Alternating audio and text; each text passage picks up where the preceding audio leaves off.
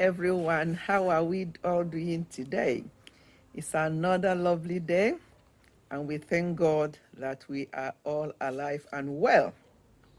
Today, I just want to do a quick video. Something came to mind regarding how flexible we are. Are we flexible enough?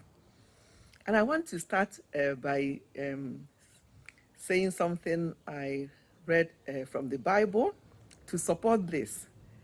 In Philippians 2, verse 4, it says, "Do not be interested only in your own life, but be interested in the life of others."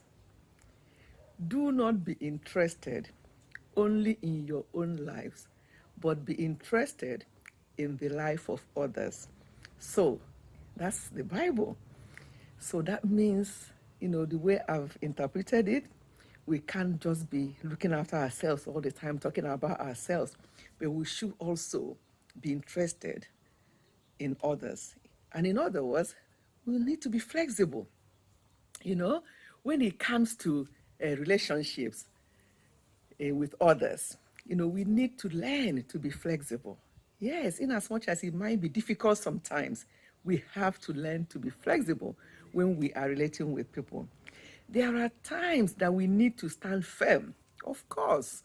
And then, but if we are always want to be the right person, always we are right all the time, and the other person is wrong all the time, then that's not going to lead into any lasting relationship, be it friendship, be it with your spouse. You cannot always be right. You have to, just let hear the other person out.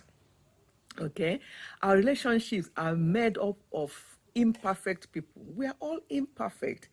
So with their own, and they have their own ideas and their own opinions, and with different backgrounds and different experiences in life.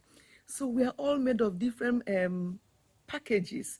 So we cannot expect one person to be like us, or and vice versa. So that's why we have to be flexible. We will disagree, obviously, from time to time, no matter how well we usually get on or how well we've known the person. Take, for example, husband and wife, married for many years. There are bound to be some disagreements from time to time. So we cannot always say, oh, I'm the head here, oh, I'm this, there, how dare you. No, we have to try to be as flexible as possible. And the key is to accept that we won't always agree. Yes, we won't always agree, and that we have to be willing to work with the other person, and we have to be willing to work together to find a solution. So we have to be open to change, and also be prepared to meet other people halfway. Meet other people halfway. There's something my husband always says: when you tell him about somebody, he will always make excuses. He tries to make excuses for that person, why they've behaved the way they've behaved. And I say, but you haven't even spoken to the person. He said, yes, I'm just assuming that, people do things for various reasons. So I learned that. And I always say it, let's always make excuses for people until we hear them out. And also, let us try to hear people out. That's part of our being flexible. Hear people out, where they are coming from, why they did what they did, why they behave how they behaved. Maybe when they explain that to you, it may not go very well with you. You might still have your own way, but that's not enough excuse for you to do this or that. But hear them out first, and also, before you hear them out, before you go mad with them, try and make excuses. Let us be flexible.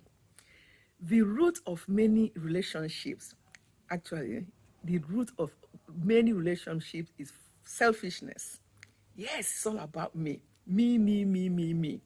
We won't we won't want to we won't want to hear the other person out. We don't want to know what they're saying. Always want to get our own way. So, selfishness. Let's remove self from relationship. Let us not always be about us. Let it sometimes be about the other person. Hear them out. Hear them out. Sometimes it might be just very simple thing, but because you have not heard the other person out, you're making conclusions, you're making judgments without hearing from their own side why they behaved the way they behaved. So please, let us always try as much as we can to be flexible. Being flexible in life makes a lot of difference. It does. So, as I say, I don't want this video to be more than 5 minutes, but it's now going to 6 minutes. So I'm going to stop it shortly. But before I stop this video, what I said before, if you do not take anything away from what I said today, take the fact that Philippians 2 verse 4 said, do not be interested only in yourself, but also be interested in the lives of others.